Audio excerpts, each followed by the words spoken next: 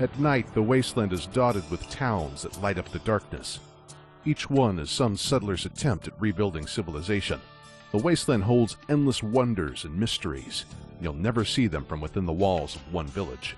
Life on the road doesn't leave time for growing crops or herding Brahmin, so some people survive by taking what they need.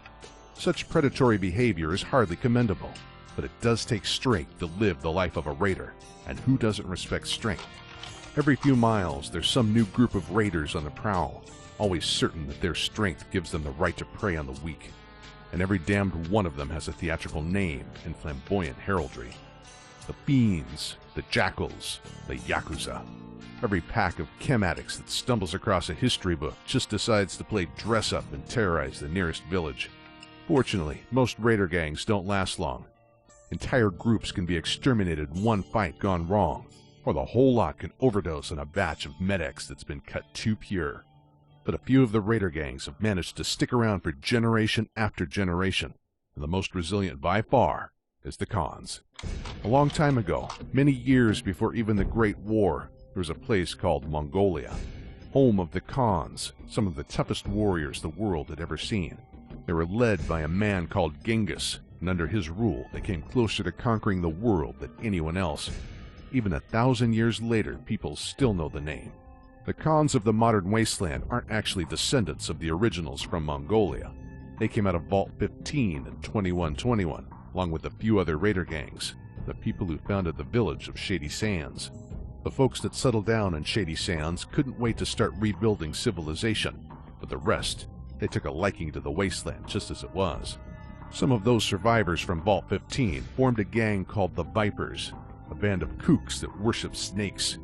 They'll be remembered in the holotapes because one of them managed to kill the High Elder of the Brotherhood of Steel a century ago.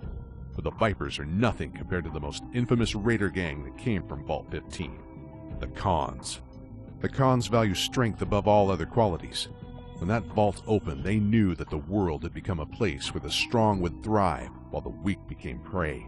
For years, they ranged through the remains of Arizona and California, stealing what they could carry, raising anything left behind. Under the leadership of a man called Death Hand, they thrived in an age where other bands barely managed to survive at all. In time, Death Hand grew old, his body covered in scars from a lifetime of battle. Even then, there was only one person who had the might to best him in a fair fight, his own son, Garl. The Khans would only accept leadership from the greatest warrior among them. There is no truer test of a person's strength than a fight to the death. Garl killed his own father for the right to lead the Khans, and took the title of Death Hand as his own. He led the Khans in their raids against Shady Sands and other towns in New California for years afterwards. Many settlers considered him nothing more than a bullying, low-life brute, but others suspected that Garl Death Hand was merely seeking a worthy foe. If Garl had played his cards right, he might have lived long enough to have a son of his own and one day pass on the title of Death Hand, but before he could produce an heir, he met his end. In 2162, Garl and his gang had kidnapped a girl from Shady Sands. She turned out to be the mayor's daughter, Tandy. That was a step too far for the people of Shady Sands, and it wasn't long before some do-gooder in a Vault 13 jumpsuit showed up at the primary Khan's camp demanding that Garl release her. The legend of the Vault Dweller had just begun, and the Khans couldn't have known just what they were up against. But Garl had finally found a true equal to face in combat. The Khans were hardly the greatest threat that the Vault Dweller had to deal with, and they weren't even mentioned in the Dweller's memoir. Once a damsel in distress, Tandy went on to become president of the new California Republic, where she turned the NCR into a powerhouse that Khans could never hope to match. Only one Khan managed to survive the camp massacre, a boy named Darien, who hid during the ruckus. Darien spent the rest of his life trying to atone for his act of cowardice. He created a gang called the New Khans and spent 80 years harassing Tandy and the people of her new California Republic. What Darien lacked in courage, he made up for in leadership. His new Khans were a bunch of real bruisers, maybe even tougher than the gang from the old Death Hand days. These new Khans were such terrors that they even took control of Vault 15, right under the NCR's nose. Tandy couldn't let that stand, so she sent an operative to deal with the new Khans. That operative just happened to be a direct descendant of the Vault Dweller who had slaughtered the original Khans. The old bird probably got a laugh at that. By that time, Darien was a half-crazed old man, but he went down with a hell of a good fight. The Vault 15 security system recorded his final battle, and he would have made Garl Deathhand proud. Even though Darien was dead, the Khans lived on. A handful of raiders away from Garl's camp survived and carried the legacy of the Khans with them. The largest group lived away on the fringes of the NCR under Papa Khan, called the Great Khans to honor their illustrious heritage. In 2267, Papa led them east where they discovered the ruins of Vegas. That was years before Robert House had unleashed his army of robots. The Great Khans found a home among the hardened tribals that inhabited Vegas back then. There the Khans could test their mettle against the other warriors. They wouldn't have to worry about the Vault Dwellers' great-grandkids showing up to kill them all. The Great Khans had a few good years there, until Mr. House decided to send out his Securitron army and civilize the inhabitants of his town. About the same time, the NCR had begun to spread east into Nevada, too. The Great Khans know more than anyone that annihilation is an ever-present threat in the wasteland. They suddenly faced a war against two armies, so they chose to abandon Vegas rather than tempt fate. Outside of Vegas, they were of little interest to House, but they still fought NCR troops at every opportunity. The new California Republic had grown increasingly ruthless in its efforts to acquire new territory.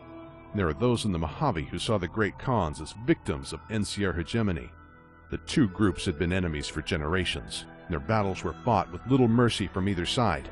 The NCR eventually won a decisive victory, though, the Battle of Bitter Springs, although most people around the Mojave call it the Bitter Springs Massacre.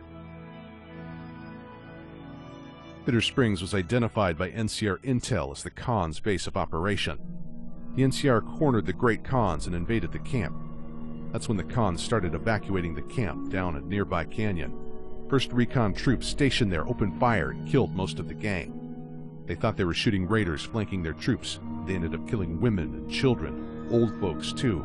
Almost anyone who was at Bitter Springs has a different account of what happened. It might have been a mistake, some miscommunication between the NCR commanders, or bad reconnaissance at the site, or it could have been a deliberate act of genocide.